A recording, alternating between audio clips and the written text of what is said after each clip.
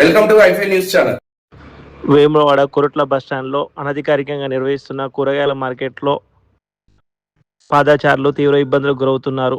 అదేవిధంగా బస్సులు, ఆటోలు, మిగతా వాహనాలు రాకపోకలకు ఇబ్బంది కలుగుతుంది. కోట్ల రూపాయలు వెచ్చించి పోలీస్ స్టేషన్ ఎదురుగా నిర్మించిన కూరగాయల మార్కెట్ నిరుపయోగంగా ఉంది. దీనిని ప్రైవేట్ కారు యజమానులు పార్కింగ్ స్థలంగా వాడుతున్నారు. చర్యలు తీసుకోవాల్సిన అధికారులు నిర్లక్ష్య వ్యవహారంతో ప్రజలందరూ ఇబ్బందులు పడుతున్నారు. అదేవిధంగా ప్రభుత్వ డబ్బులన్నీ నిరుపయోగంగా పోతున్నాయి.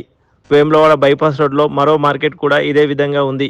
ఇప్పటికైనా కూరగాయల మార్కెట్ను నూతన భవనంలోకి మార్చి పాదచారులకు, వాహనదారులకు ఇబ్బందులు కలగకుండా చూడాలని ప్రజలు కోరుతున్నారు.